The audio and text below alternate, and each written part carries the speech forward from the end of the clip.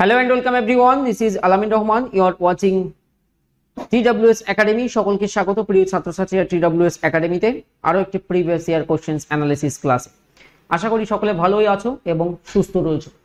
প্রিয় ছাত্রছাত্রীরা, আজ আমরা প্রিভিয়াস ইয়ারের যে প্রশ্নপত্রটির বিশ্লেষণ করতে চলেছি সেটা 2019 এর রিক্রুটমেন্ট ছিল, অর্থাৎ WBP কনস্টেবল প্রিলিমস 2019। আমরা 18 সিরিজে কমপ্লিট করে নিয়েছি। 18 সিরিজ কমপ্লিট কনস্টেবলদের, 18 প্রিলিমস দেখলাম, 18 মেইনস দেখলাম, 18 লেডি কনস্টেবল প্রিলিমস দেখলাম এবং লেডি কনস্টেবলের মেইনস দেখলাম।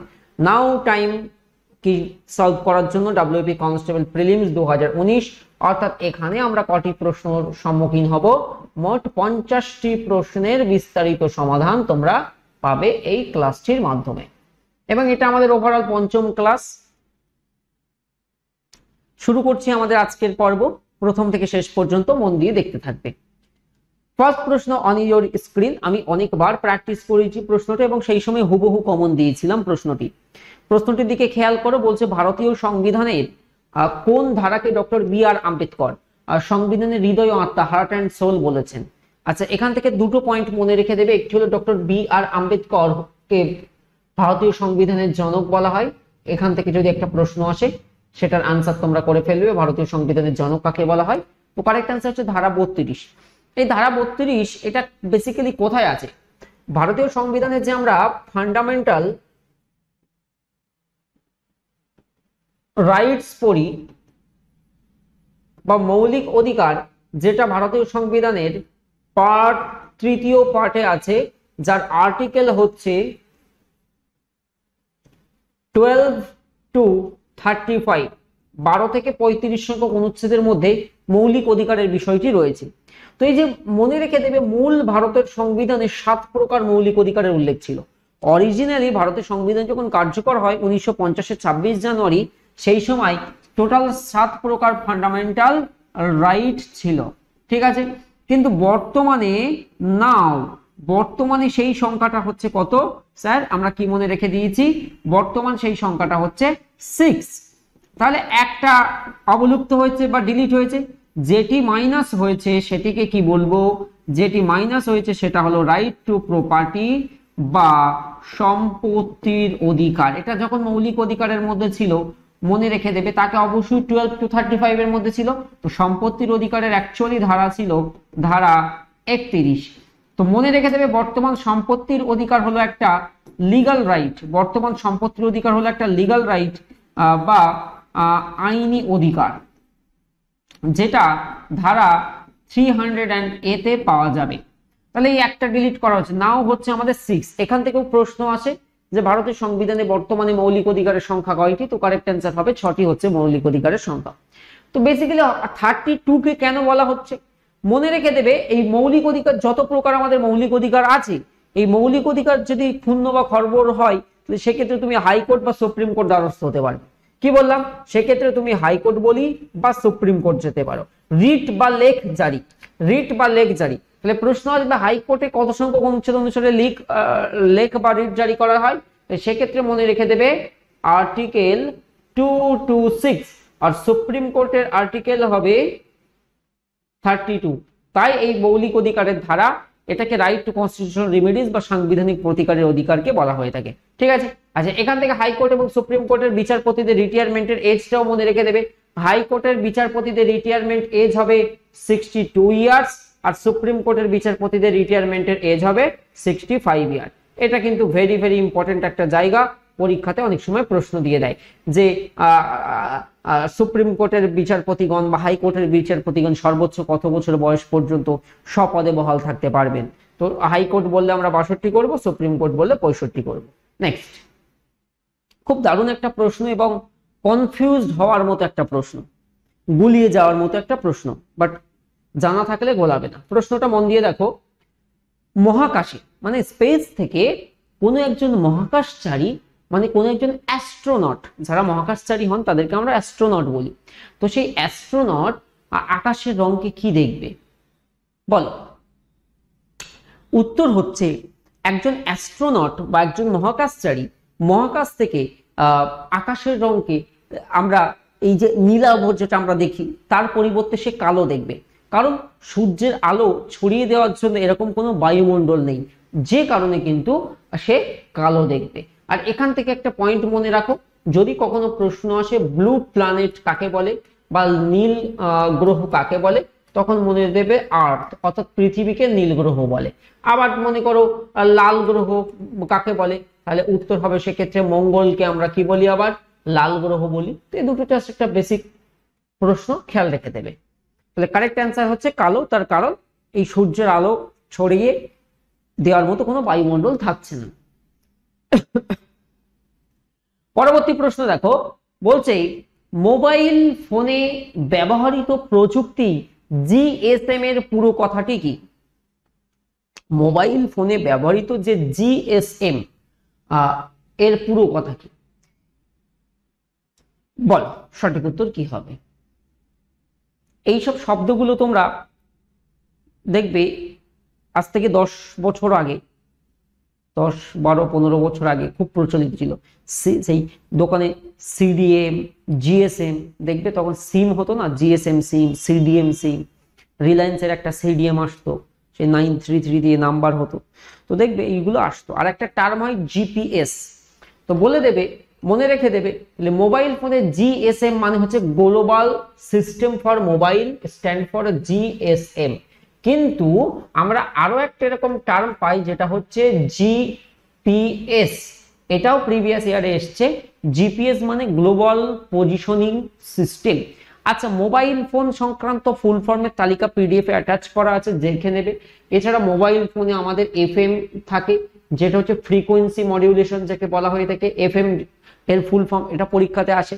এছাড়া দেখবে মোবাইলে আমরা সেই *#06# যদি আমরা প্রেস করি, আমরা একটা নম্বর পাই যেটাকে বলে IEMI নম্বর, হ্যাঁ কি না?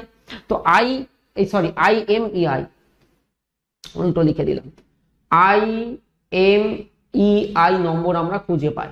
তো এই যে IMEI এর পুরো কথা কি? এটা একটা মোবাইলের আইডেন্টিটি। এটা এই নম্বরটা কোন একটা মোবাইলের পরিচয়কে বহন করে, যে একটা IMEI নম্বর দিয়ে একটা মোবাইল নম্বর রেজিস্টার আছে। তো international mobile equipment identity, international mobile equipment identity, এগুলো সব ফুল ফর্ম পিডিএফ এ দেওয়া থাকবে, অসুবিধা নেই। এছাড়া মনে রাখবে যে আমরা সিম ব্যবহার করি, সাবস্ক্রাইবার, তাই তো? এই যে আমরা সিম ব্যবহার করি, সিম কার্ড আমরা দেখি না, তো এই সিমেরও একটা ফুল ফর্ম আছে যেটাকে বলা হয়ে থাকে সাবস্ক্রাইবার আইডেন্টিটি মডিউল, আমরা বলি সিমকে। আচ্ছা চলে একটু এবার অ্যাডভান্স লেভেলে যাওয়া যাক। যবে থেকে 3G লঞ্চ হলো, 3G পরিষেবা লাইক এয়ারটেল বা সেই সময়কার ভোডাফোন বা রিলায়েন্স, 3G বা বর্তমান 4G, যখন 4G পরিষেবা আসবে দেখবে আসলো, এখন তো 5G চলছে, মোবাইলের উপরে একটা লেখা প্রথম আসতো, একটা লেখা আসতো LTE, এরকম লেখা দেখতাম। আবার কখনো কখনো ভি থাকবে ছোট করে এরকম, আবার LTE, ভোল্টি বা LTE, এইগুলো আমরা দেখি, হ্যাঁ কি না? এগুলো সব আমরা মোবাইলে দেখি, LTE বা ভোল্টি, তো এগুলোরও ফুল ফর্ম আছে। তো LTE মানে হচ্ছে লং টার্ম ইভলিউশন, আর ভি ওর মানে হচ্ছে voice over long term evolution. তাহলে voice over long term evolution, আর এটা হচ্ছে লং টার্ম ইভলিউশন। তো এর যে কমপ্লিট যে ফুল ফর্ম, যেগুলো কেবলমাত্র মোবাইলের সঙ্গে সম্পর্কিত, এটার যে লিস্ট সেটা তোমরা দেখবে পিডিএফ এ আমি ইনক্লুড করে দিচ্ছি। এইগুলো সব পূর্ণরূপ আমি লিখে দিয়েছি, তো ওগুলো কিন্তু মুখস্থ রাখতে হবে। কেন বলছি মুখস্থ রাখতে হবে? আজকে পরীক্ষাতে জিএসএম দিয়েছে, কালকে সিম দিয়ে দেবে, তারপরে দিন অন্যটা দেবে, তো কোনটা দেবে বলা মুশকিল। তো এটা এই জন্য পুরো লিস্টটা আমাদেরকে নখদর্পণে রাখতে হচ্ছে। নেক্সট প্রশ্ন ছিল এশিয়ার বৃহত্তম নদী কি? এই যে এশিয়ার মধ্যে বৃহত্তম নদী কোনটি? সিন্ধু, গঙ্গা, হুয়াংহো নাকি ইয়ংজে? তাহলে আমরা একটা জিনিস তো পড়েছি, কি পড়েছি? গঙ্গা পড়েছিলাম না এইভাবে, এটাকে বলা হয় ভারতের দীর্ঘতম নদী, এটা আমরা পড়েছিলাম, গঙ্গা ভারতের দীর্ঘতম নদী, এটা এক্সট্রা পয়েন্ট হিসেবে মনে রাখবে। আর এশিয়ার বৃহত্তম বলেছে, তো এদের মধ্যে কারেক্ট অ্যান্সার হচ্ছে আমাদের Yangtze, option number D right answer, এশিয়ার বৃহত্তম নদী। এরপর দেখো কোন মুঘল সম্রাট জিন্দা পীর নামে পরিচিত? আচ্ছা এখানে খেয়াল রেখে দেবে, এটা ডাব্লিউবিপি তে অনেকবারই এসছে, জিন্দা পীর না দিয়ে অথবা আরেকটা টার্ম আসে, কোন মুঘল সম্রাট যিনি আলমগীর নামেও পরিচিত বা জীবন্ত সাধু অনেক সময় বলে। তো আলমগীর, তাহলে কারেক্ট অ্যান্সার হবে মুঘল সম্রাট ঔরঙ্গজেব। যেমন আমরা শাহজাহানকে বলেছিলাম প্রিন্স অফ বিল্ডার্স, তাহলে আলমগীর উপাধিকার ঔরঙ্গজেব, জিন্দা পীরকার ঔরঙ্গজেব। এরপর একটা সায়েন্সের প্রশ্ন বলছে ফটোগ্রাফির ফিল্মে আলোকচিত্র পরিস্ফুটন করতে কোন রাসায়নিক দ্রব্য ব্যবহার করা হয়? AgBr যেটাকে আমরা বলি বা যেটাকে সিলভার ব্রোমাইড, অর্থাৎ AgBr, silver bromide is the right answer. নিচের কোনটিকে বাদামি কয়লা বলে? বিভিন্ন প্রকার কয়লা যখন আমরা পড়াই, কয়লা শ্রেণী বিভাগের মধ্যে অ্যান্থ্রাসাইট, অ্যান্থ্রাসাইট কি সবচেয়ে উৎকৃষ্ট মানের কয়লা, উজ্জ্বল কালো প্রকৃতির হয়, যেখানে 85 থেকে 90% মতো কার্বনের পরিমাণ থাকে। তাই পরীক্ষাতে প্রশ্ন আসে মূলত এই কার্বনের শতাংশ হিসাবে। কি কার্বনের শতাংশের ভিত্তিতে আমাদের প্রশ্ন আসলে নাম্বার 1 বা ফার্স্ট পজিশনে যেটা থাকবে সেটা হলো অ্যান্থ্রাসাইট কয়লা, অর্থাৎ এই কয়লায় কার্বনের ভাগ সবচেয়ে বেশি এবং এই জন্য এটাকে বলা হয় সর্বাপেক্ষা, এই জন্য এটিকে বলা হয় সর্বাপেক্ষা উৎকৃষ্ট মানের কয়লা, সর্বাপেক্ষা উৎকৃষ্ট মানের কয়লা বা সব থেকে উন্নত মানের কয়লা কোনটি? সেটি হচ্ছে আমাদের অ্যান্থ্রাসাইট কয়লা। এছাড়া আমরা আরেকটা কি পাবো? লিগনাইট। আর মনে রেখে দেবে লিগনাইট যে কয়লা রয়েছে এটিকে বলা হয় ব্রাউন কোল, মানে বাদামি কয়লা। আর একটা ক্যাটাগরির কয়লা আমরা পাই যেটিকে বলা হয় বিটুমিনাস, বিটুমিনাস প্রকৃতির কয়লা। এখানেই আমাদের খেয়াল রাখতে হবে যদি প্রশ্ন আসে যে ভারতে কোন প্রকার কয়লার প্রাচুর্যতা বেশি অথবা পশ্চিমবঙ্গে আমাদের কোন প্রকার কয়লার প্রাচুর্যতা বেশি, তাহলে মনে রেখে দেব যে আমাকে প্রশ্নটা ভারতে থেকে দিতে পারে অথবা ওয়েস্ট বেঙ্গল স্পেসিফিকও বললে এই ধরনের কয়লার প্রাচুর্যতা মানে অ্যাভেলেবিলিটি, প্রাচুর্যতা সবচেয়ে কি আছে? বেশি আছে। ক্লিয়ার? আর সব থেকে অনুন্নত মানের কয়লা যেখানে কার্বনের পরিমাণ সবচেয়ে কম সেটা হচ্ছে পিট কয়লা, যেটাকে নিকৃষ্ট মানের কয়লা বলা হয়ে থাকে। তো কারেক্ট আনসার কি? Correct answer is lignite. আমরা এখানেই পেয়েছি ব্রাউন কোল আমরা কাকে বলি? ব্রাউন কোল মানে বাদামি কয়লা, লিগনাইট। আর বিটুমিনাস সবচেয়ে বেশি পাওয়া যায়, তাই এর প্রাচুর্যতাটা সবচেয়ে বেশি। এই প্রশ্নটি করো, এটা একটা সায়েন্সের যে আলো চ্যাপ্টার, যারা ক্লাস 12-এ ফিজিক্স পড়েছো দেখবে ওই মাঝখানে 7 থেকে 8টা চ্যাপ্টার শুধু সায়েন্সের আলো। তো প্রশ্ন কি বলেছে? রামধনু কেন হয়? রামধনু বা যেটাকে আমরা রেইনবো বলে থাকি, আমরা সকলেই কম বেশি দেখেছি। রামধনু কেন হয়? বলা হয় আলোর বিচ্ছুরণের প্রাকৃতিক দৃষ্টান্ত রামধনু। এই পয়েন্টটা একটু নোট করে রাখবে। কি বললাম? আলোর বিচ্ছুরণের প্রাকৃতিক দৃষ্টান্ত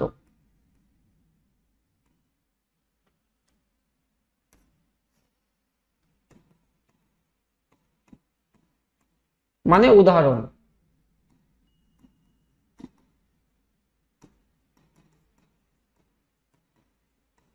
তাহলে আলোর বিচ্ছুরণের প্রাকৃতিক দৃষ্টান্ত হচ্ছে আমাদের রামধনু। এখন আমার অপশন অনুযায়ী কি উত্তর নিতে হবে? আলোর বিচ্ছুরণ এবং প্রতিসরণ, যেখানে আমার অপশন ডবল করে দিয়েছিল এই জন্য এটা। আর ইন জেনারেলি যদি এরকম আসে তাহলে মনে রেখে দেবে আলোর বিচ্ছুরণের প্রাকৃতিক দৃষ্টান্ত হচ্ছে রামধনু। এই লাইনটা মনে রাখলেই তোমার যথেষ্ট, ভিভিআই একটা লাইন। মূলত যে বহুবর্ণী আলো বা মিশ্র আলো কি হয়? বিভিন্ন বর্ণে যে বিভাজিত হওয়ার ঘটনা, তাকেই আমরা আলোর বিচ্ছুরণ বলে থাকি। এর পরবর্তী প্রশ্ন দেখো, অগ্নি প্রতিরোধক যে পোশাক হবে বা ফায়ার ফাইটিং মানে অগ্নি প্রতিরোধ করার জন্য যে ফায়ার ফাইটিং ড্রেসগুলো হবে সেটা কি দিয়ে তৈরি হবে? তাহলে কারেক্ট আনসার হচ্ছে বিভিন্ন যে অ্যাসবেস্টস ফ্যাব্রিক যেগুলো হয়, যেমন কটন ফেব্রিক একটা ফেব্রিক হচ্ছে, তো খাদি ফেব্রিক হয়। এরকম যে অ্যাসবেস্টস যে ফ্যাব্রিক হয় সেই ফ্যাব্রিক দিয়ে মূলত ফায়ার ফাইটিং ক্লথ গুলোকে তৈরি করা হয়ে থাকে। জিকা ভাইরাসের উপস্থিতি প্রথম কোথায় এবং কিসের দেহে? তা মনে রেখে দেবে এইভাবে আসলে যে বানরের দেহে সর্বপ্রথম জিকা ভাইরাসের উপস্থিতি শনাক্ত করা হয় এবং এটা কোথায় সরকারিভাবে ঘোষিত হয়? রাইট অ্যান্সার হচ্ছে Uganda. Correct answer is option number A, যে জিকা ভাইরাসের উপস্থিতি সর্বপ্রথম বানরের দেহে শনাক্ত করা হয়েছিল। আর যদি বলে কোন দেশে, তাহলে উত্তর হবে আমাদের উগান্ডা। অনিলা দেবী, তোমরা এই জায়গায় বিখ্যাত কিছু ছদ্মনামও পেয়ে যাবে, এর তালিকাও থাকবে, অসুবিধা নেই। বলছে অনিলা দেবী ছদ্মনামে কে পরিচিত ছিলেন? বলো। দেবদাস, শ্রীকান্ত, পথের দাবি, বরদিদি, এগুলো কার? শরৎচন্দ্র চট্টোপাধ্যায়ের বিখ্যাত কিছু উপন্যাস সমগ্র। আর অনিলা দেবী ছদ্মনামে পরিচিত হচ্ছে কে? শরৎচন্দ্র চট্টোপাধ্যায়, এবং এটারও তালিকা দেওয়া আছে। এরপরে দেখো কোন আন্দোলনের সময় থেকে বল্লভভাই প্যাটেল সর্দার নামে ভূষিত হন? এই যে আমরা পড়ি না ভারতের লৌহ মানবকে সর্দার বল্লভভাই প্যাটেল, তাহলে এই যে সর্দার নামটা এসছে কোত্থেকে? ভারতের আয়রন ম্যান বা বল্লভভাই প্যাটেল ভারতের লৌহ মানব নামে পরিচিত।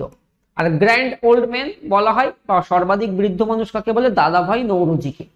এবং এখানেই মনে রাখো যে প্রতি বছর তার জন্মদিন উপলক্ষে 31 অক্টোবর হচ্ছে আমাদের রাষ্ট্রীয় একতা দিবস, বা ইংরেজিতে বলা হয় ন্যাশনাল ইউনিটি ডে, রাষ্ট্রীয় একতা দিবস পালিত হয়। তাহলে সঠিক উত্তর হবে এই প্রশ্নের জন্য বারদৌলি আন্দোলন। বা অনেক সময় প্রশ্ন আর WBP-তেই আবার এসেছে যে বারদৌলি সত্যাগ্রহ আন্দোলনের নেতা কে ছিল? তখন উত্তর হবে সর্দার বল্লভভাই প্যাটেল। সালটা মনে রেখে দেবে 1928 খ্রিস্টাব্দ। ঠিক আছে, তাহলে বারদৌলি সত্যাগ্রহ আন্দোলনের নেতা কে ছিল? যদি প্রশ্ন আসে সঠিক উত্তর হবে সর্দার বল্লভভাই প্যাটেল। স্যাকারিন কি দিয়ে তৈরি হয়? স্যাকারিন এটি কি দিয়ে ব্যবহৃত হয়? অপশনস গুলো দেখো, টলুইন, বিউটেন, প্রোপেন নাকি ফেনল?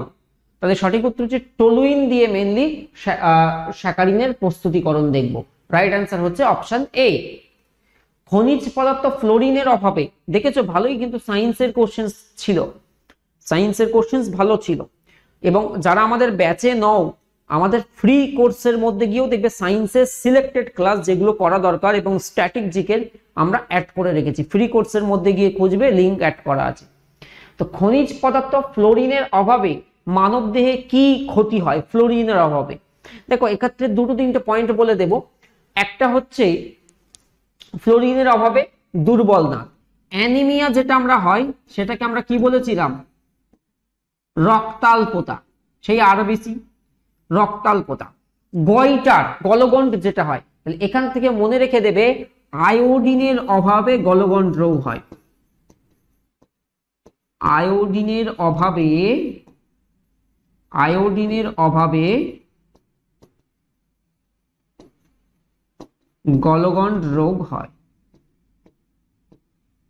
এটাও ইম্পর্টেন্ট। এগুলো ছোট ছোট প্রশ্ন, কখন কোনটা দিয়ে দেবে বলা মুশকিল, এগুলো মুখে মুখে থাকবে। কেন বলছিলাম বুঝতে পেরেছো যে প্রিভিয়াস ইয়ার কোশ্চেন কেন জরুরি? আজকে আমিও জানতাম না যে এই প্রশ্নটা আসবে। আজকেই দেখবে ব্লু প্ল্যানেট, রেড প্ল্যানেট, ওই একজন অ্যাস্ট্রোনট কিরকম কালার দেখবে, ওইটা বলতে গিয়ে আমি বলে দিলাম এক্সট্রা ইনফরমেশন। দেখো প্রশ্ন এসে বসে আছে যে নীল গ্রহ কাকে বলে, তাহলে অবশ্যই আমরা পৃথিবীকে বলবো। সৌরজগতের একমাত্র গ্রহ যেখানে প্রাণের অস্তিত্ব আছে, এবং আমরা পৃথিবী থেকেই ক্লাসটা করছি এবং তুমিও পৃথিবীতে বসে ক্লাসটা দেখছো। দূরত্ব অনুযায়ী এর অবস্থান হচ্ছে তৃতীয়, বুধ শুক্র পৃথিবী, এর স্থান হচ্ছে তৃতীয়। আর এর একমাত্র উপগ্রহকে চাঁদ মামা, মনে থাকবে এর একমাত্র উপগ্রহ। আর ইন টার্মস অফ আগার সাইজের পরিপ্রেক্ষিতে বলি তাহলে এর ডিস্টেন্স অনুসারে এটা হচ্ছে থার্ড, আর ইন টার্মস অফ সাইজের ম্যাটার করলে এটা হচ্ছে আমাদের পঞ্চম বৃহত্তম গ্রহ, fifth largest planet in our solar system. একদমই কারেক্ট। এরপরে একটা কনসেপ্ট শেখাতে হবে পরবর্তী প্রশ্নে, ব্যারোমিটারের পার্ট। এখান থেকে এই যে 19 সালে প্রশ্নটা প্রথম এসছে, এরপর পরবর্তীতে গিয়ে প্রশ্নটা আরো একবার রিপিট হয়েছে। তো প্রশ্নটাকে খুব কেয়ারফুল আমাদের দেখতে হবে, বুঝেছো? প্রিয় ছাত্রছাত্রীরা, দেখো ব্যারোমিটারের পাঠ হঠাৎ কমে গেলে আবহাওয়ার কি পরিবর্তন হবে? দেখো চারটি ঘটনা ঘটে, একটা হচ্ছে ধীরে ধীরে হ্রাস, আর একটা হচ্ছে দ্রুত হ্রাস। তাহলে যখনই মনে রাখবে ব্যারোমিটারের পাঠ এরকম স্লোলি স্লোলি ডিক্রিজ হচ্ছে, যেটাকে আমরা বলি ধীরে চলো, ধীরে ধীরে হ্রাস। তাহলে বায়ুমণ্ডলের পারদস্তম্ভের উচ্চতা যদি কি হয়, ধীরে ধীরে ধীরে ধীরে হ্রাস পায়, যদি ধীরে ধীরে ধীরে ধীরে হ্রাস পায় তাহলে কি হয়, বাতাসে এর সিদ্ধান্ত কি হয়, সেই সময় যখন ধীরে ধীরে হ্রাস পায় তখন তৈরি হয় বৃষ্টির সম্ভাবনা। বৃষ্টি আসছে, কেন কেন আসছে? তার কারণ হচ্ছে বাতাসে জলীয় বাষ্প ধীরে ধীরে বৃদ্ধি পাচ্ছে। বাতাসে জলীয় বাষ্প কি হচ্ছে, বৃদ্ধি পাচ্ছে। বুঝতে পেরেছো? খুব ভালো কনসেপ্ট। এই কারণে আমরা সিদ্ধান্তে আসতে পারি যে না, বৃষ্টির সম্ভাবনা আছে যদি ধীরে ধীরে ধীরে ধীরে হ্রাস পায়। আর যদি ব্যারোমিটারের এই পারদস্তম্ভের উচ্চতা ঝট করে অর্থাৎ খুবই দ্রুত গতিতে হ্রাস পায়, যেটাকে খুব দ্রুত হ্রাস পায়, তখন সিদ্ধান্ত মনে রেখে দেবে ঝড়ের সম্ভাবনা। কেন ঝড় হবে? কারণ সেই সময় নিম্নচাপ কেন্দ্রের তৈরি হবে। তখন কিসের সম্ভাবনা? না স্যার, তখন একটা ঝড় দেখা দিতে পারে, কারণ উচ্চচাপযুক্ত অঞ্চল থেকে বাতাস তো নিম্নচাপ অঞ্চলের দিকে চলে আসে।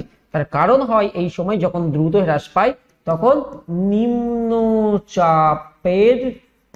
নিম্নচাপের ঘটনা তখন ঘটে। কি হচ্ছে আজকে বলো? লিখছে এক পালাচ্ছে, নিম্নচাপের ঘটনা। তাহলে আজকে আমরা এখানে এই প্রশ্নটার উপরে, হ্রাসের উপরে দেখলাম। তাহলে বলছে হঠাৎ কমে গেল, এই যে দ্রুত কমা মানে হঠাৎ কমা, তাহলে ঝড়ের সম্ভাবনা। তাহলে আমরা অপশন ডিতে চলে যাব, খুব ঝড় হবে। কথা কি ক্লিয়ার? কেননা নিম্নচাপের ঘটনা ঘটবে, তাই ঝড়ের সম্ভাবনা। এই প্রশ্নটা দেখো, সেই টাইমে ছেলে মেয়েদের মধ্যে সবচেয়ে কনফিউজ করেছিল, ইভেন আমরা যখন অ্যান্সার কিউ করেছিলাম। হ্যাঁ, এই সেটটা ভালোই স্ট্যান্ডার্ড ছিল, ঠিকই বলেছো।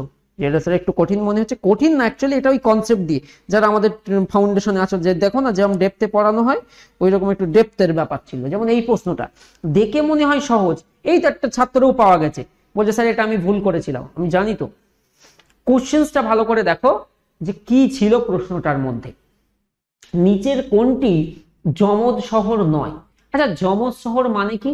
যমজ, যেমন যমজ প্ল্যানেট আমরা পড়ি না, বুধ শুক্র। আচ্ছা, প্ল্যানেটের এক্সাম্পলটা আগে করি।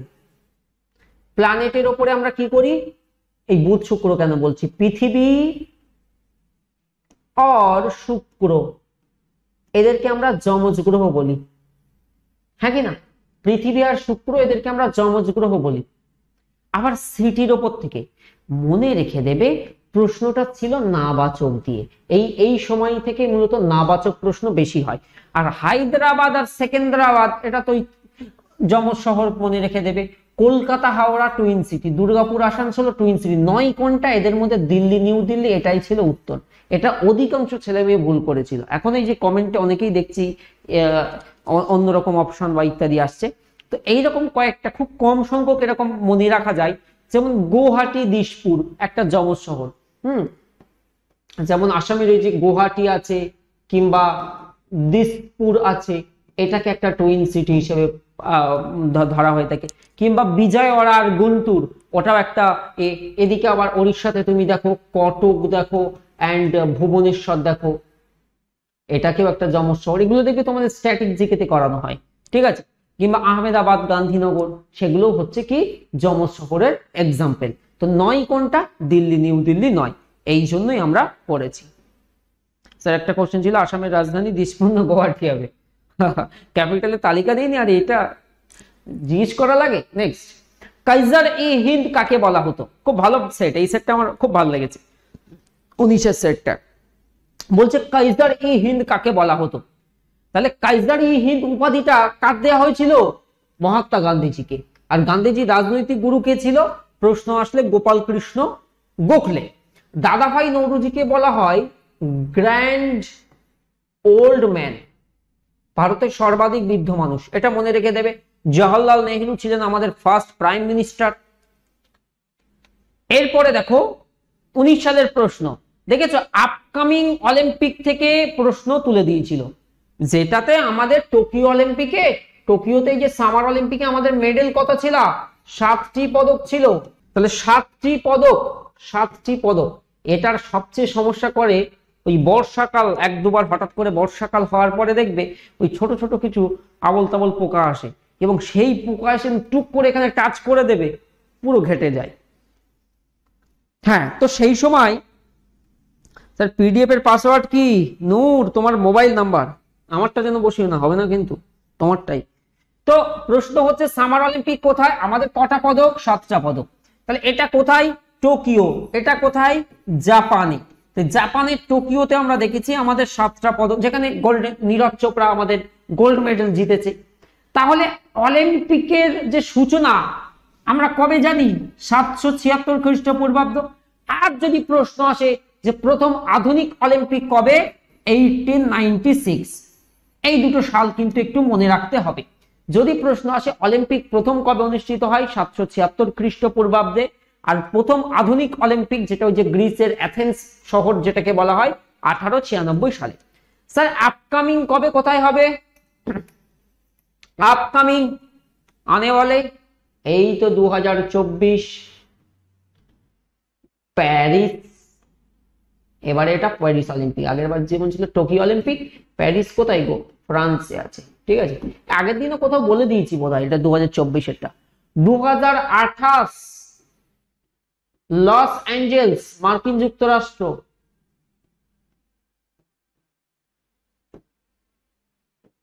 Los Angeles.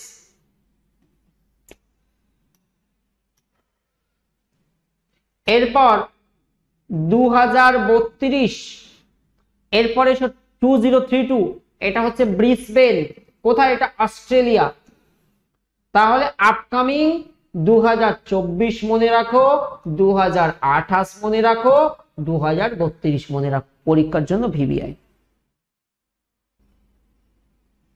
একদম সেই সময়কার খুব গুরুত্বপূর্ণ কারেন্ট কোশ্চেন ছিল। বলছে ভারতীয় সংবিধানের কোন সংশোধনীর মাধ্যমে ভারত ও বাংলাদেশের মধ্যে অঞ্চল বা টেরিটরি বিনিময় হয়েছে? তাহলে মনে রেখে দেবে, কারেক্ট আনসার হচ্ছে 100তম সংবিধান সংশোধনী।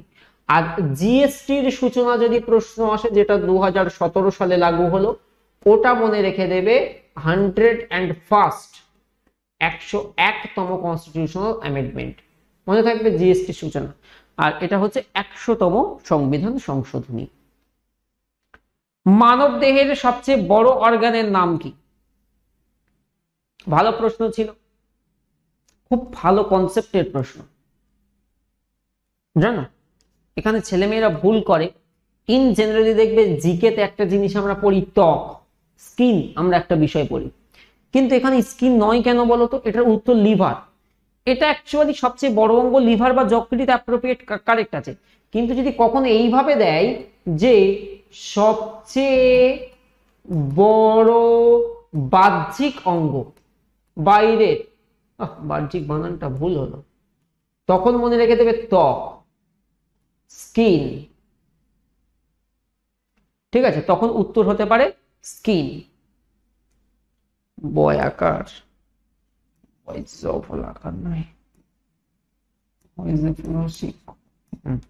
তখন উত্তর হতে পারে ত্বক।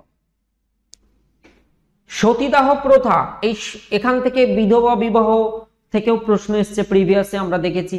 তাহলে উত্তর কি হচ্ছে যে সতীদাহ প্রথা কে রদ করেন? এটা কোন সালে? 1829 খ্রিস্টাব্দে। 1829 খ্রিস্টাব্দে। যারা আমার কাছে হিস্ট্রি পড়েছে ফাউন্ডেশনে, দেখবে গভর্নর জেনারেল ভাইসরয়ের যে জায়গাটা, ওখানেই তুমি বেন্টিংকের জায়গাটাই দেখো, ভারতের পাশ্চাত্য শিক্ষার জনক বলে, father of western education of in India, যেটাকে বলা হয়, সেটা বেন্টিংকেই বলা হয়ে থাকে। তাহলে 1829 খ্রিস্টাব্দ। ভারী জল, হেভি ওয়াটার,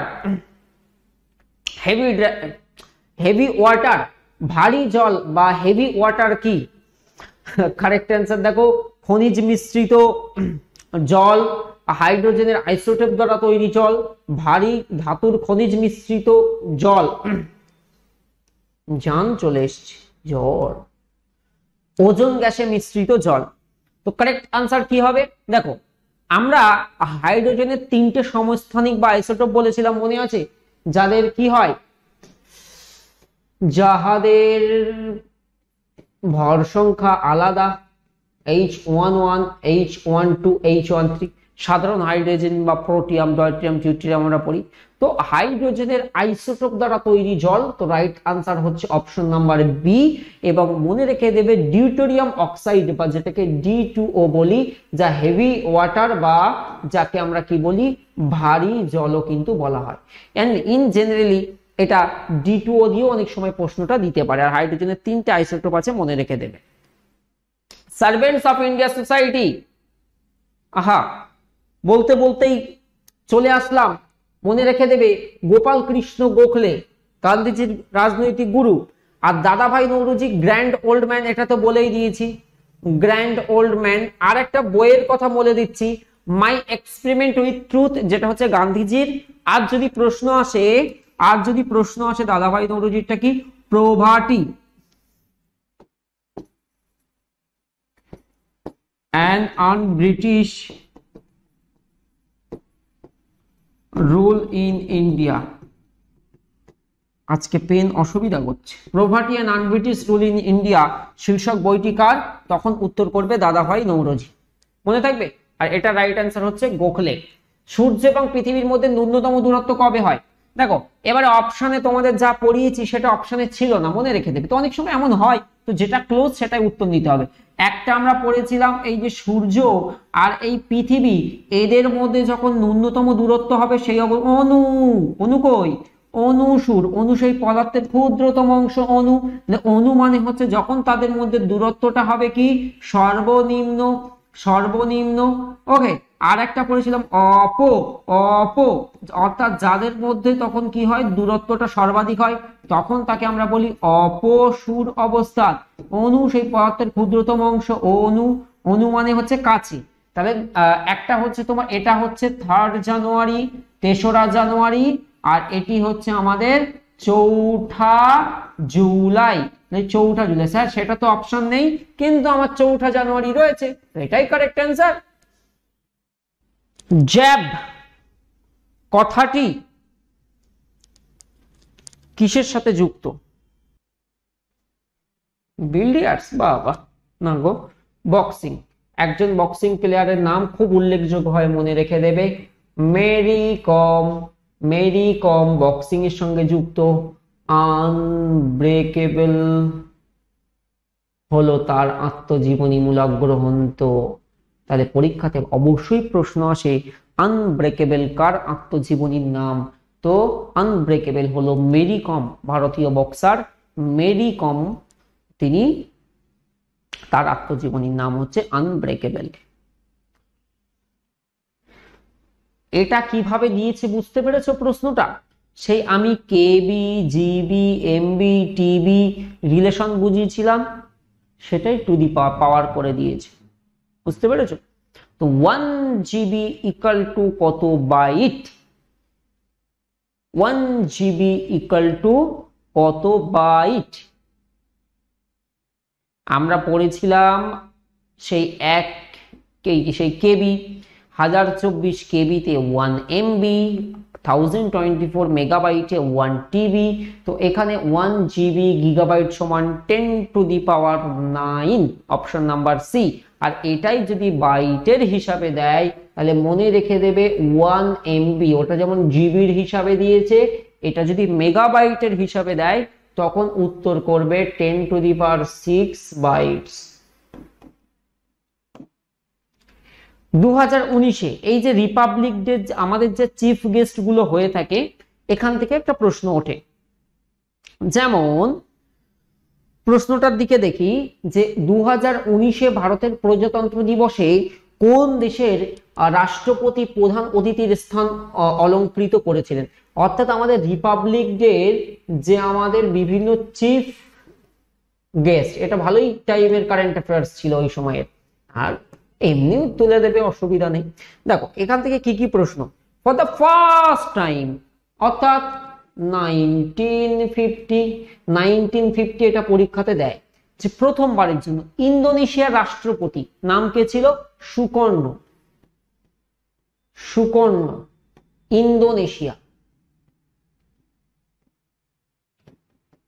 ইন্দোনেশিয়ার প্রেসিডেন্ট সুকর্ণ ছিলেন আমাদের ফার্স্ট রিপাবলিক ডে সেলিব্রেশনের চিফ গেস্ট। এরপরে দেখো আমরা 2019 এখানে পেয়ে যাব, 2020-তে করি। 2020-তে এসেছিলেন ব্রাজিলের প্রেসিডেন্ট জায়ের বলসোনারো। কে? জায়ের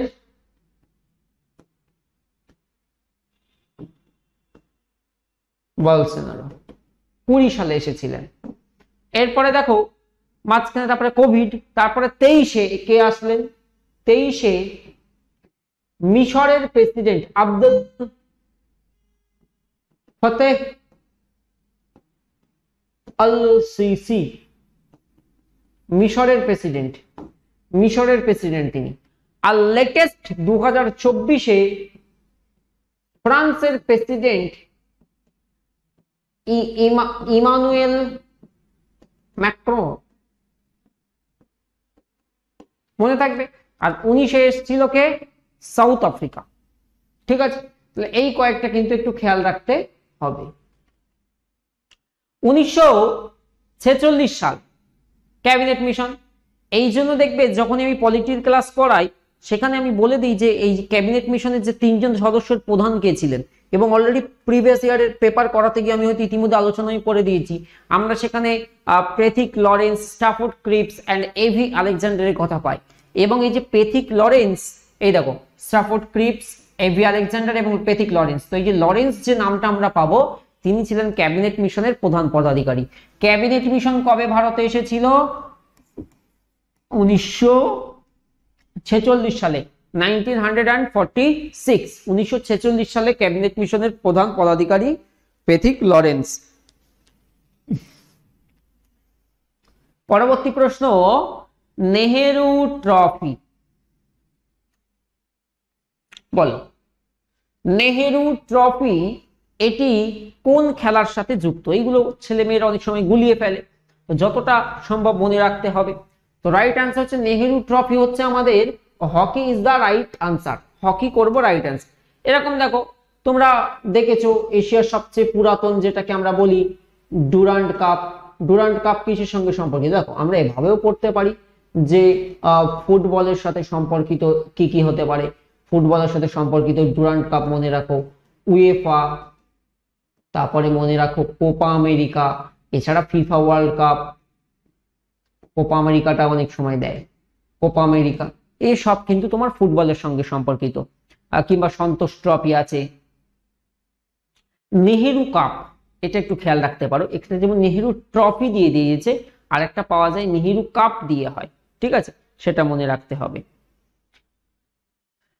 এরপর জালিয়ানওয়ালাবাগের ঘটনা কোন সালে ঘটেছিল? দেখো সেম টাইপের প্রশ্ন আমরা এর আগেও করেছি, যেটা জালিয়ানওয়ালাবাগের ঘটনা কত, 1919 সালের, ডেটটাও মনে রাখতে বলেছিলাম 13th of April জালিয়ানওয়ালাবাগ, এই তো ঘটনা।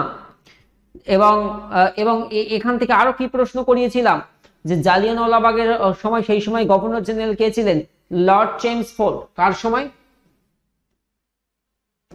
চেমসফোর্ড এর সময়। তো রাইট আনসার কি 1919। কোন ঋতুতে আমাদের শরীরে বেশি ফ্যাটের প্রয়োজন হয়? ফ্যাট আমাদের শরীরে বেশি প্রয়োজন হয়, গরম রাখার প্রয়োজন হয় কখন? শীতকালে আমাদের শরীরে। তো রাইট আনসার এটা একদমই বেসিকের ওপর থেকে প্রশ্ন, রাইট আনসার শীতকাল। কিলোওয়াট ঘন্টা কিসের একক? কিলোওয়াট ঘন্টা, অপশন দেখো শক্তি, মোমেন্টাম ভরবেগ, ফোর্স নাকি ক্ষমতা। তো মনে রাখবে কারেক্ট আনসার হচ্ছে শক্তি, কিলোওয়াট ঘন্টা, energy, option A correct answer. এরপর কর্কট ক্রান্তি রেখা বা ট্রপিক অফ ক্যান্সার কোন রাজ্যের উপর দিয়ে যায়নি? দেখো আবার একটা ছোট্ট করে একদম প্রশ্নের মধ্যে এমন করে এইগুলো লেখা থাকে, পরীক্ষার সেন্টারে এমনি এক্সাম প্রেসারে চোখে পড়ে না এইগুলো। কারণ আমরা যখন পড়েছি বলেছিলাম প্রায় ভারতের মাঝ বরাবর দিয়ে 8টা স্টেটের উপর দিয়ে ট্রপিক অফ ক্যান্সার বা কর্কট ক্রান্তি রেখা গেছে। রাজ্যগুলোর নাম কি? গুজরাট, রাজস্থান, মধ্যপ্রদেশ, ছত্তিশগড়, পশ্চিমবঙ্গ, ত্রিপুরা, মিজোরাম, ঝাড়খণ্ড। এই হচ্ছে আমাদের 8টা রাজ্য।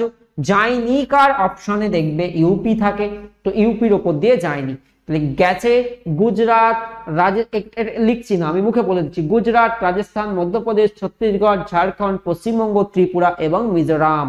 Right answer is option B. Odometer যন্ত্রের সাহায্যে কি পরিমাপ করা হয়? ওডোমিটার বাইসাইকেল হোক বা গাড়ি হোক বা মোটর সাইকেল হোক, তার দ্বারা যে অতিক্রান্ত দূরত্ব সেটা পরিমাপ করতে আমরা কি ব্যবহার করতে পারি? আমরা অপশন এ, ওডোমিটার যন্ত্র। Right answer is option number A. VVPAT এটা কিসের সাথে সম্পর্কিত? ভিভিপ্যাট, এখান থেকে দুটো ফুল ফর্ম বলে দেব, যে দুটো ফুল ফর্ম মনে রাখতে হবে।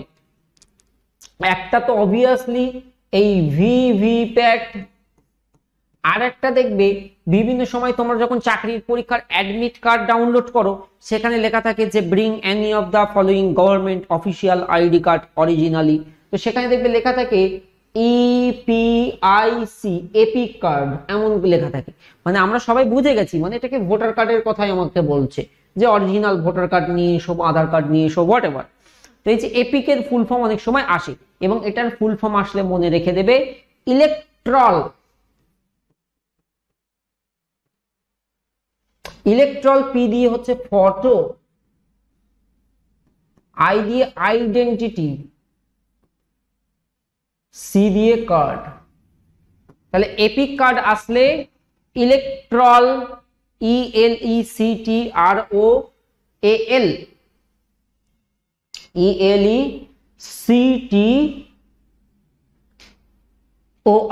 ELECTORAL, আমি একটু ভুল লিখেছি।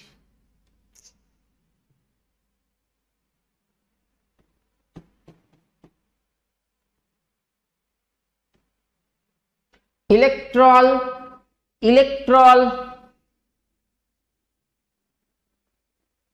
Electoral photo identity card.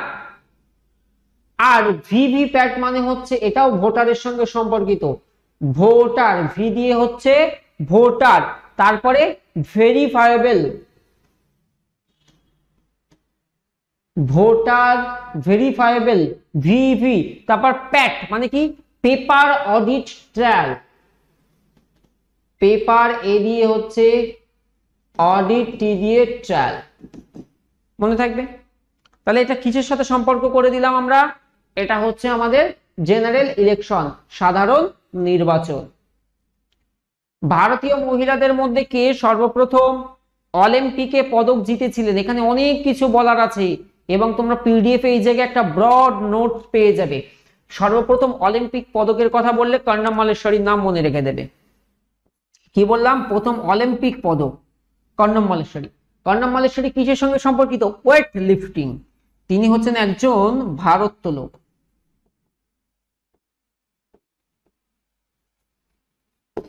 সালটা ছিল 2000 সাল। অলিম্পিকটা ছিল সিডনি অলিম্পিক, যেমন 2020-তে টোকিও হলো না, তেমনি 2000 সালে সিডনি অলিম্পিকে তিনি কিন্তু পদক জেতেন। আর একটা নাম বিশেষভাবে উল্লেখযোগ্য, আগের দিনও বলেছিলাম, সেটা হচ্ছে আমাদের পিভি সিন্ধু। তিনি হচ্ছেন ব্যাডমিন্টন প্লেয়ার। তিনি হচ্ছেন প্রথম ভারতীয় মহিলা হিসাবে অলিম্পিকে 2টি পদক জয়। অলিম্পিকে 2টি পদক জয় কে করছেন? পিভি সিন্ধু। আর অলিম্পিকে স্বর্ণ পদক জয়ী প্রথম ভারতীয় বললে অভিনব বিন্দ্রা। প্রথম ব্যক্তিগতভাবে স্বর্ণ পদক জয়ী বললে হচ্ছে 2008 সালের বেইজিং অলিম্পিকে শুটিং এ প্রথম অভিনব বিন্দ্রা। কিন্তু সেকেন্ড এভার হিসেবে নীরজ চোপড়া, কিন্তু ট্র্যাক অ্যান্ড ফিল্ড অ্যাথলিটের মধ্যে প্রথম আবার নীরজ চোপড়া। ক্লিয়ার হলো কিনা? আবার অলিম্পিকে কোনো এক পদকজয়ী প্রথম ভারতীয় বললে কেডি যাদব। এগুলো সব নোটসে তোলা আছে, ভালো করে পড়বে, ঠিক আছে? Good good.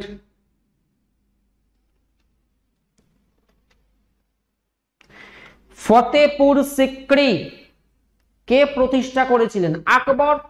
ফতেপুর সিক্রি কে? ফতেপুর সিক্রি, পঞ্চমহল। দেখেছো, সেম প্রশ্ন রিপিট, কিন্তু তোমাদের এই পিওয়াইকিউ এর মধ্যেই দেখবে এই ফতেপুর সিক্রির এই জায়গা আমি বলে দিয়েছি। প্রিভিয়াস ইয়ার কোশ্চেন্স করলে একটা লাভ আছে। আচ্ছা, এটা ওই টাইমের কারেন্ট অ্যাফেয়ার্স ছিল, আর এবারে 2024-এরটাও আমি বলে দেব। এটা ওই টাইমের কারেন্ট অ্যাফেয়ার্স ছিল, কারেক্ট ছিল রাজি। রাজি। এবারে চলো, এবারে কততম ফিল্ম ফেয়ার অ্যাওয়ার্ড হলো? আর ঠিক করে বলো, এই যে ছবিটার কথা বলা হচ্ছে এটা আমার মনে হয় সবারই একবার দেখা উচিত, বিকজ অফ রিস্টার্ট কনসেপ্টের জন্য। রিস্টার্ট দারুণ করে দেখেছিলাম, অনেক মন দিয়ে দেখেছিলাম। দেখো, তাহলে এবারে আমরা দেখেছি 69th ফিল্ম ফেয়ার অ্যাওয়ার্ড 2024 এর ঘোষণা হলো, হ্যাঁ কি না? তো এখানে যখনই সেরা সিনেমা পপুলার হয়েছে 12th fail. Yes or no? 12th fail. ক্রিটিক্সদের বিচারে সেরা সিনেমা হয় জোরাম। সেরা অভিনেতা কে হয়েছিল? বেস্ট অ্যাক্টর অ্যানিম্যাল থেকে রণবীর কাপুর। আর সেরা অভিনেতা ক্রিটিক্সদের বিচারে বিক্রান্ত ম্যাসি। কিসের জন্য? 12th ফেলে অভিনয়ের জন্য। সেরা অভিনেত্রী আলিয়া ভাট, রকি और রানী ফিল্মের জন্য, আলিয়া ভাট, ঠিক আছে? আর সেরা কো অ্যাক্টর পেয়েছিল ডঙ্কিতে, শাহরুখ খানের ডঙ্কিতে ভিকি কৌশল। নেক্সট, গিরিশ কনরাড কিসের সাথে যুক্ত ছিলেন? এই যে এই ধরনের প্রশ্নগুলো কিন্তু একটু খেয়াল রাখতে হবে। কেন বলো তো?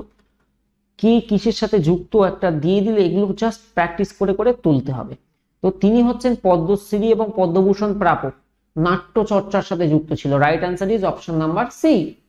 দ্য ফিউচার অফ ইন্ডিয়া কার লেখা?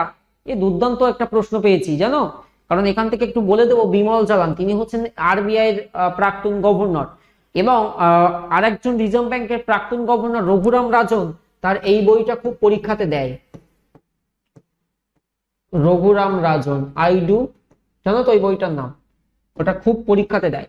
I do what I do, পরীক্ষাতে প্রশ্ন আসে, I do what I do. এই বইটির লেখককে? আসলে উত্তর হবে রঘুরাম রাজন, আর এটি হচ্ছে বিমল জালানের লেখা বই।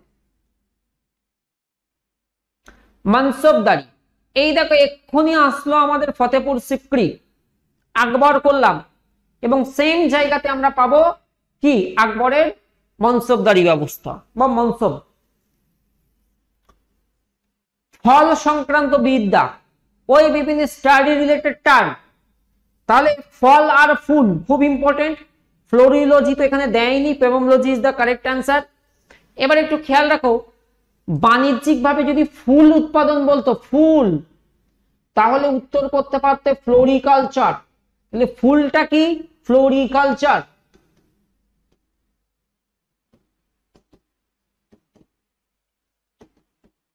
ফ্লোরিকালচার কি? ফুল উৎপাদন। ফল উৎপাদনকে আবার আমরা পেমাম কালচারও বলি। ভিটিকালচার হচ্ছে বাণিজ্যিক ভাবে আঙ্গুর উৎপাদন, আর সেরিকালচার হচ্ছে রেশম চাষ, রেশম চাষ বা রেশম গুটি চাষ, যেভাবে খুশি আসতে পারে। আচ্ছা, আরেকটা টার্ম মনে রেখে দেবে, হর্টিকালচার। এটাকে বাংলাতে কি বলে বলো তো?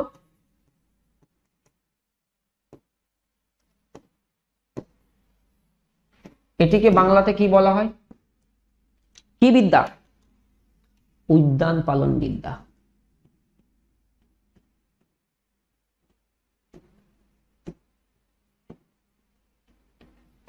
হর্টিকালচার। আর এখানে আরেকটা টার্ম হবে, আমি লিখে দিই, হাইড্রোপনিক্স। এটা হচ্ছে মাটি ছাড়া চাষ। জল ছাড়া চাষ অপশনে থাকবে, সেটা যেন করো না, জল গড়বড় হয়ে যাবে। জলের অপর নাম জীবন, এটা মনে রেখে দেবে। তো এটা হচ্ছে মাটি ছাড়া ওই পুষ্টি দ্রব্য কালচারে নিমজ্জিত করে চাষ। ভারতবর্ষে সম্প্রতি কে প্রথম লোকপাল রূপে সুপ্রিম কোর্টের প্রাক্তন বিচারপতি জাস্টিস পিনাকি চন্দ্র ঘোষ ভারতবর্ষের প্রথম লোকপাল নিযুক্ত হয়েছিলেন। এটা এনি টাইম যে কোনো পরীক্ষাতে দিতে পারে। নিচের কোন খাবারের মধ্যে সবচেয়ে বেশি পরিমাণ প্রোটিন পাওয়া যায়? আর প্রোটিনের অভাবে যে রোগটি হয়, প্রোটিনের অভাবে ভিটামিন সি এর জন্য যেমন স্কারভি, তেমনি প্রোটিনের অভাবে কোয়াশিওকোর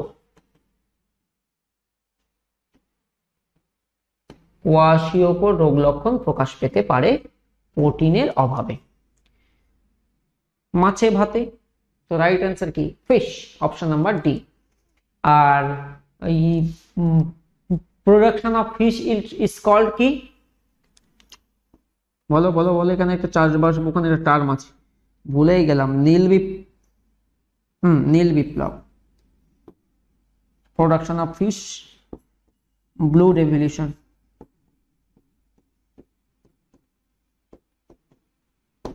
Blue revolution, production of fish. और pisciculture, yes, pisciculture, sericulture রেশম और pisciculture হতে পারে। Good good good good. কে প্রথম জাতীয় আয় নির্ধারণ করেছিলেন? কে প্রথম জাতীয় আয়? দাদাভাই নওরোজি, আবারও গ্র্যান্ড ওল্ড ম্যান বলে। প্রথম ভারতীয় যিনি ব্রিটিশ পার্লামেন্টের সদস্য হন, তিনটে স্টার দিয়ে লিখে রেখে দেবে। ব্রিটিশ পার্লামেন্টের সদস্য হওয়া প্রথম ভারতীয় কে ছিলেন? ব্রিটিশ পার্লামেন্টের সদস্য হওয়া প্রথম ভারতীয় ছিলেন দাদাভাই নওরোজি। এরপর স্মৃতি মান্ধানা, আমি বারবার বলি এই প্রশ্নটা দেয়, সহজ প্রশ্ন। স্মৃতি মান্ধানা দুর্দান্ত প্লেয়ার একজন, আমাদের ওমেন্স ক্রিকেট টিমের সুপারস্টার। স্মৃতি মান্ধানা কোন খেলার সঙ্গে যুক্ত? অবভিয়াসলি তিনি ক্রিকেটের সঙ্গে যুক্ত। কে বলেছে বক্সিং? ক্রিকেট দেখো। রাইট অ্যান্সার স্মৃতি মান্ধানা। 2018 ও 2021 সালে কিন্তু তিনি ICC women's cricketer of the year নির্বাচিত হন। তো স্মৃতি Mandhana is the right answer. Sponge কি? স্পঞ্জ একটা ফসিল, একটা ফাঙ্গাস, একটা অ্যানিম্যাল, নাকি একটা প্ল্যান্ট? তো ফসল হচ্ছে একটা জীব, এই স্পঞ্জ হচ্ছে একটা জীব দেহ, বা যেটাকে অ্যানিম্যাল বলছি, একটা জীব দেহ, মানে এটা হচ্ছে একটা জীব দেহ বা একটা প্রাণী, অ্যানিম্যাল বলা যেতে পারে। Right answer option C. কিসের জন্য দুধকে এখন সুষম খাদ্য বলে না? সে আমরা ছোটবেলা থেকে পড়েছি না, যার মধ্যে সব উপাদান থাকছে তাকে আমরা সুষম খাদ্য বলি, মানে ব্যালেন্সড একটা ডায়েট আমরা বলি। কিন্তু ব্যাপার হচ্ছে যে কিসের জন্য দুধকে এখন আর সুষম খাদ্য বলা যায় না? কারণ বলা হয় দুধে নাকি আয়রন অ্যান্ড ভিটামিন সি এর খামতি থাকে, এই জন্য দুধকে এখন আর সুষম খাদ্য কনসিডার করা হয় না। এটা দিয়েও একটা প্রশ্ন হয়েছে। তো correct answer is iron and vitamin C. Right answer হচ্ছে অপশন নাম্বার ডি। খুব ভালো সেট ছিল, এবং মনে রাখবে এই সেটটা করার পর তোমরা যারা প্রিপারেশন নিচ্ছ, একদম জাস্ট নিজেকে ইমাজিন করো তুমি পরীক্ষা সেন্টারে বসে আছো, তোমার উপরে প্রেশার আছে সিলেকশন নেওয়ার। হয়তো তোমার এটা লাস্ট এজ, বা হয়তো তুমি এমন একটা পর্যায়ে আছো জীবনে যে আরো ম্যাথস বাকি, রিজনিং বাকি, এই পেপারটা পেয়েছো এক্সাক্ট তুমি কি স্কোর করতে ভাবাবে, নিজেকে নিয়ে ভাববে, সেই জায়গায় নিজেকে নিয়ে গিয়ে আমি সব পারি, সব ভাবে, এরকম একটা অ্যাটিটিউড থেকে বেরিয়ে আসবে অলওয়েজ, যে সব পারে তাহলে তার অন্যদিকে যাওয়া উচিত। ঠিক আছে, তো মনে রেখে দেবে একটু ডাউন হলেও কিন্তু ক্ষতি কিছু নেই, তোমার শেখার মনোভাবটা বাড়বে। সবসময় একটা বলে না পড়ুকে ছেলে পিলে চাই, তো পড়ুকে একটা আগ্রহী রাখতে হবে। বন্দিপুর অভয়ারণ্য, লাস্ট প্রশ্ন আমাদের এখানে। বন্দিপুর অভয়ারণ্য মানে স্যাংচুয়ারি কোথায়? তো বন্দিপুর হচ্ছে বিশেষ করে কর্ণাটকাতে পেয়ে যাব। ভিতরকনিকা ম্যানোগ্রোভ আমরা ওড়িশাতে দেখবো। সজনেখালি বন্যপ্রাণী অভয়ারণ্য আছে, এটা আমরা ওয়েস্ট বেঙ্গলে দেখবো। রাজস্থানের ডেজার্ট ন্যাশনাল পার্ক আমরা দেখি। এইগুলো কিন্তু আমরা অ্যাডিশনাল পার্ট হিসেবে মনে রাখতে পারি। তাহলে এই ছিল 2019-এ the West Bengal police recruitment board WBPRB দ্বারা আয়োজিত কনস্টেবল রিক্রুটমেন্ট প্রিলিমিনারির 2019-এর 50টি বাছাই করা 50টি প্রশ্ন।